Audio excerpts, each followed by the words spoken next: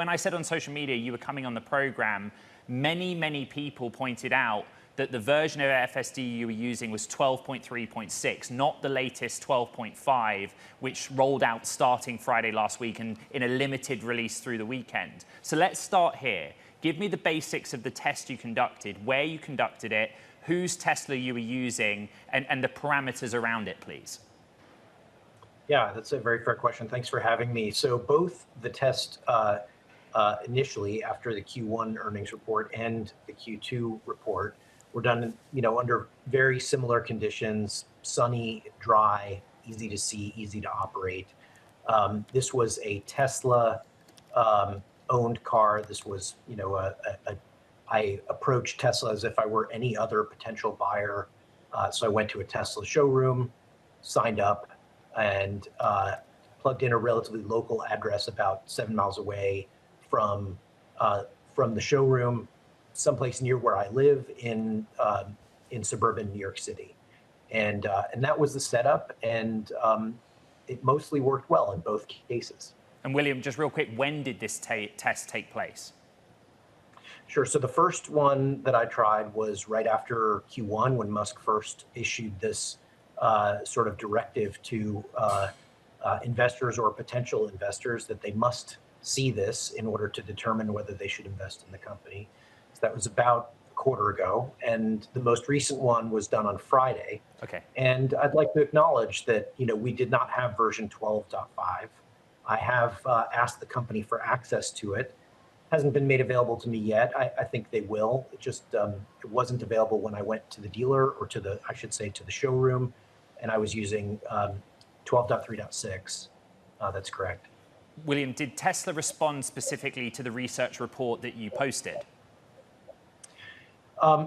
I reached out to management in a proactive effort to not hide from them, because I think it's important when one is critical of technology or a solution or a financial aspect of a company, that it not be confused with an attack, or especially something that's unfair.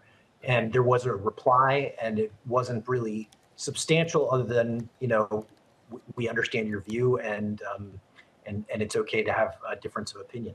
We're actually showing some William, just really quick, we're showing some file footage of FSD, which comes from Tesla. It's not the trip that you took. And so I'm just stating that because you used a Tesla sort of showroom or dealership vehicle, you don't actually have access to the footage from your trip, do you? That's correct. I tried to take, I actually had my son with me taking some videos, but unfortunately, we didn't capture the most interesting and most exciting parts of the trip, which were when I avoided an aircraft. One of the things you tested was the ability to look away from the wheel, right? And so I have 12.5 on my own Tesla at home, and I've put on X, for example, my experiences with it, but it doesn't require me to have my hands on the wheel. It does require me to stay focused. The camera in the cabin judges my ability to be attentive. You tested by turning your head away for 20 to 40 seconds. My question around that is whether NHTSA has reached out to you, because that's one area that they've looked at. NHTSA has not reached out to me.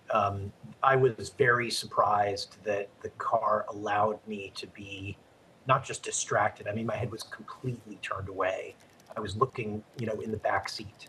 And, luckily I was able to do this because I brought my son with me, and I said, hey, tell me if there's anything dangerous about to happen. We were on a relatively, underpopulated area and on the highway, so it was fairly predictable, and I trusted him to give me enough warning.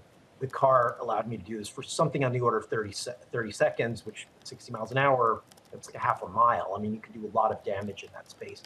That was sort of stunning. When I got back to the showroom, the service associate told me, oh, that's demo mode, and that's to make the experience more useful and perhaps easy for an inexperienced user of this technology.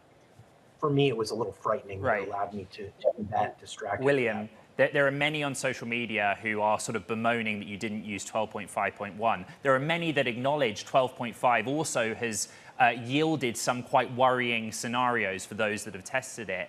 I want to get to the big picture, which is that Musk said on both first quarter and second quarter earnings call, to judge whether Tesla can in the future solve for autonomy, go out and use FSD for yourself. The conclusion that I read in your research note is you don't see the jump, right, from a consumer that's using FSD, and there will be more iterations of it in their car, to a world where Tesla operates a fleet of robotaxis itself. Do I have that right?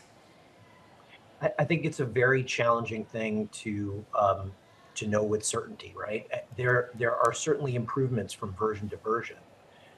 As it stands in version 12.3.6, this is totally inadequate to solve autonomy, if there is such a thing as solving it. Yes. Full autonomy is not there with 12.3.6. Do I anticipate it could be there with 12.5.1 or some later version? I would say that's a maybe.